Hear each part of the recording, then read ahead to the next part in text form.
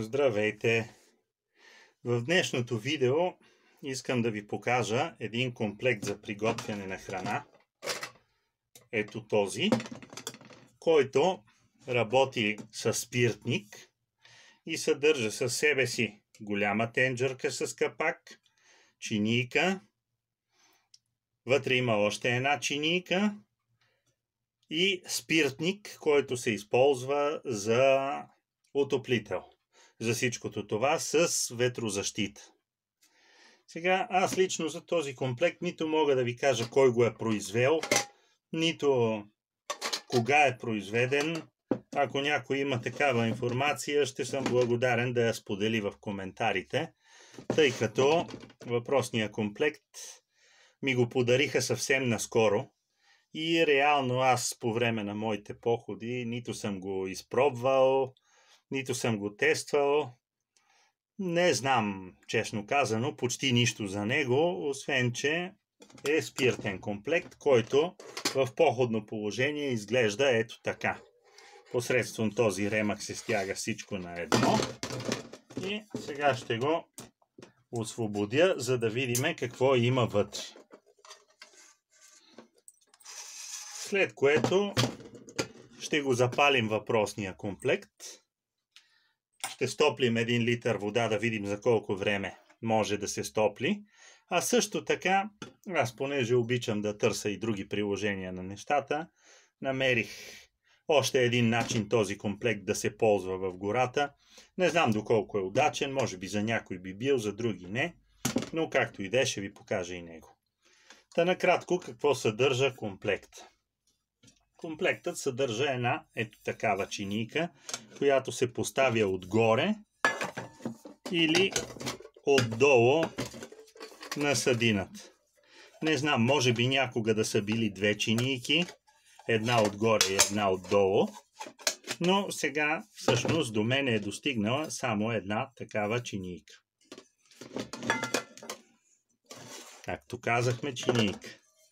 Това е капакът на тенджерката, който сам по себе си може да се използва и като някакво тиганче, малко по-дълбоко, нещо от сорта съдинка.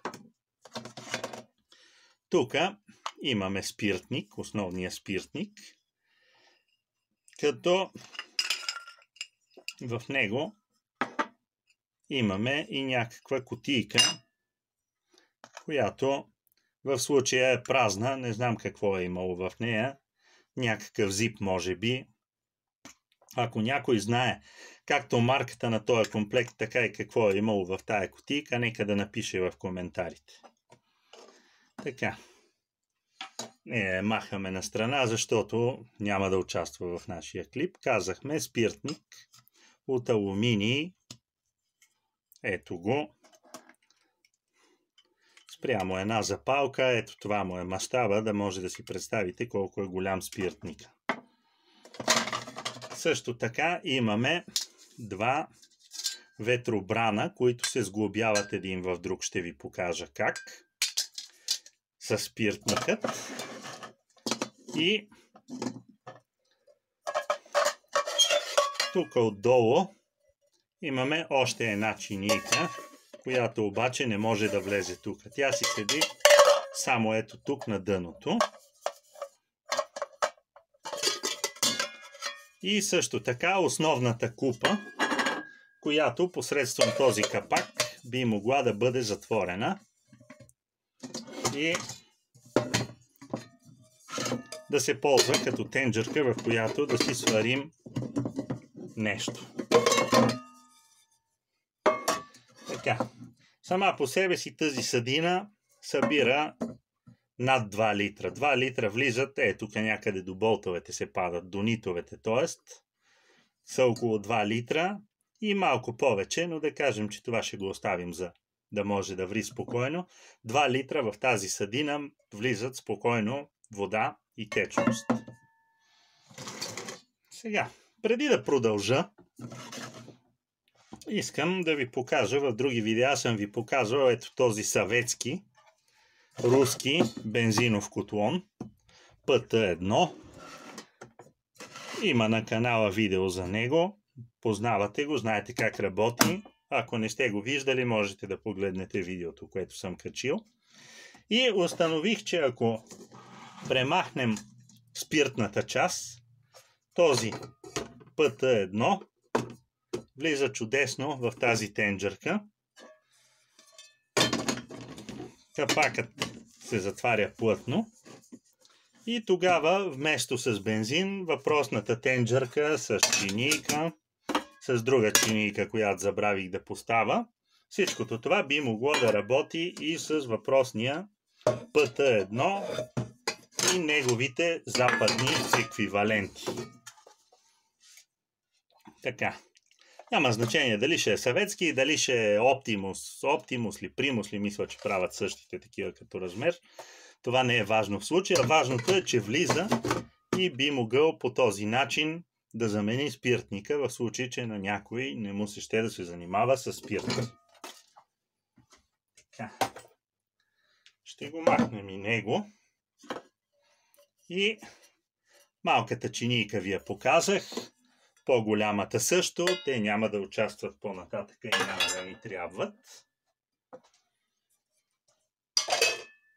Сега да ви покажа как се сглобява самият спиртник. Спиртникът има два ветробрана, като във всеки един от тях по-отделно спиртника влиза. Защо са два? Установих аз. По-големия ветробран поема тенджерката, като влиза плътно в нея. Поема също така и капакът от тенджерката, който също влиза по същия начин. Те и двата имат такъв жлеб на дъното, който позволява да се ползва този. А пък по-малкия ветробран позволява да поставите тази чинийка на него и съответно тази с известни уговорки. Не съм сигурен дали така се е сглабяло оригинално, защото при всички други съдината влиза добре и не се клати на никъде, не мърда, получава се стабилна конструкция. Тази чинийка може би е била предвидена изначално само за храна, но, както казах, аз нямам инструкция за употреба на това нещо. Никога нито съм работил, нито съм виждал някой, който да работи с него. И заради това не мога да се изкажа по въпроса какво как. Така как става сглабянето и работата. Избираме съдинката, която ни е по размер. Тя трябва да стои отгоре. Другата съдинка я обръщаме надолу. Тази съдинка я поставяме нагоре и отгоре поставяме самият спиртник. Ето така.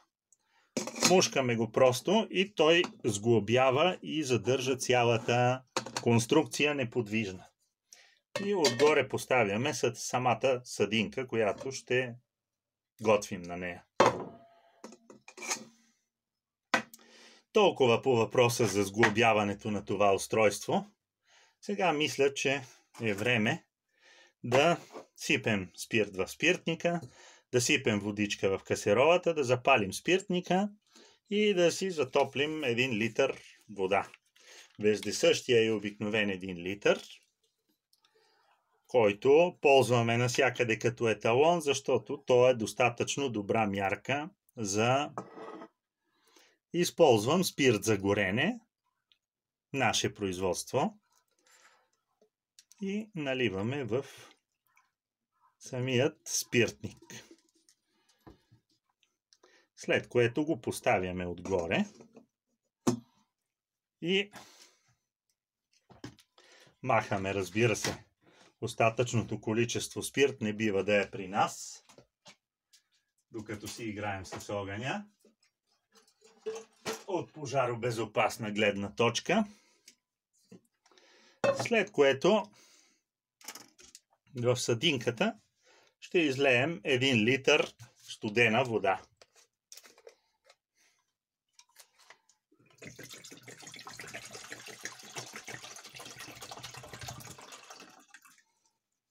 Тази манерка е точно 1 литър. Не знам, не се вижда по нея знак, но 1 литър мерена е.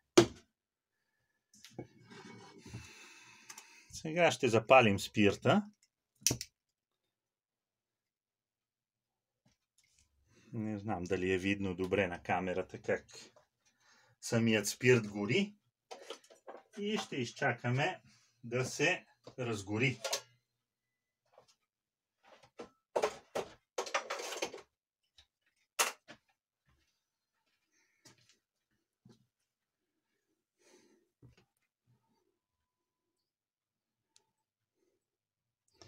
Не знам, вижда ли се пламъка, не се ли вижда. Когато спиртника се разгори и започне вече хубавото горене, през ето тези дупчици отстрани започва да излиза спиртния пламък, а това по средата погасва, тъй като горейки през дупчиците не позволяват до средната част да има достъп кислорода. Но, за да не губим времето на видеото, ще поставим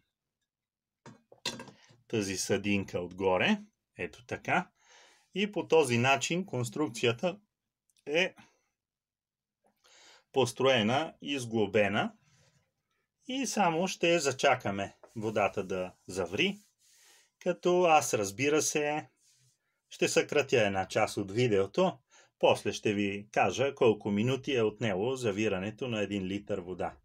Като тук трябва да се има предвид, че в закрито помещение се намирам и безветрено съответно. Температурата е около 20 на градуса навън. Всичките тези неща ги споменавам, защото през зимата на минус 10 градуса водата ще заври за едно време. Ако е разположена на вятърно място, ще заври за друго време. През лятото за трето време и така. Всичко зависи от външната температура. Но сега ще видим колко време ще ни отнеме всичкото това. Така, вече имаме едно устойчиво врене на водата. Не знам дали се вижда добре, но водата ври стабилно, като това нещо ни отне около 7 минути и малко. Да кажем 8 минути в тази сравнително лабораторна среда, така да се каже, която няма вятър, не е студено. Грубо така като извод може да се направи предположение, че за 10 минути 1 литър вода може да кипне на този спиртник. Иначе казано с други думи, ако приемем, че тенджерката събира 2 литра, за 20 минути при по-лоши и тежки условия можем да кипнем 2 литра вода и да започнем да си варим някакво ядене в тези 2 литра вода. С спирт. Сега преимуществата на спирта са такива, че освен спирт за горене може да се използва и чист медицински спирт, който има и други приложения, като дезинфекция, дори за пиене, ако щете, и за разтривки. Но пък недостатъците са, че от 4 възможни горива, спирта може би е най-ниско калоричен. Имам предвид пропан-бутана, бензина, дървата, сухите клечки. И спирта може би от всичките тези горива е най-слабо калоричен. И съответно и разхода при него е малко по-голям. Единственото му преимущество е, че ако използвате чист медицински спирт, а не такъв за горене, той има и други приложения. Така. Сега мисля, че вече е време да махнем тенджерката и да се опитам да ви покажа самия пламък на спиртника. Ще използваме едно парцалче, макар че по принцип в туристическите магазини се продават специални клещи за такива съдове. И не знам, вижда ли се добре, но Това е пламъка на спиртника в работно състояние. Сега ни остава само да го погасим, като тук има една тънкост, че това капаче трябва много внимателно и финно да го пуснем върху целия пламък. Аз за всеки случай ще си подготвя едно помощно средство, тъй като тая операция я правя за втори-трети път и не съм особено сръчен.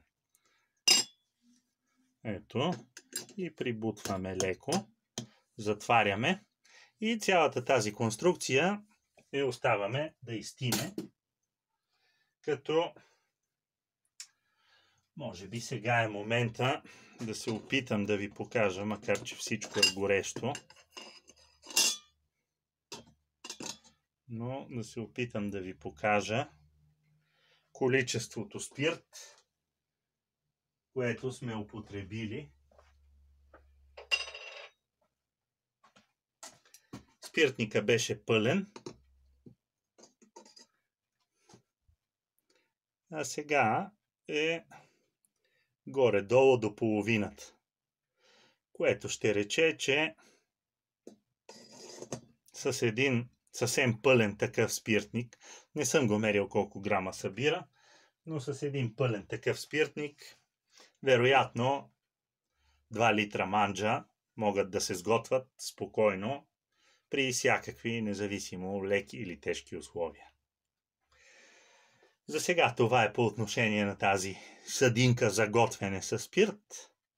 Показах ви я, представих ви повечето неща, които ми дойдоха на ума. Ако има нещо друго, задайте въпрос в коментарите. Ако ви е харесало това видео, подкрепете ме като се абонирате за канала и поставите лайк. Благодаря ви за гледането.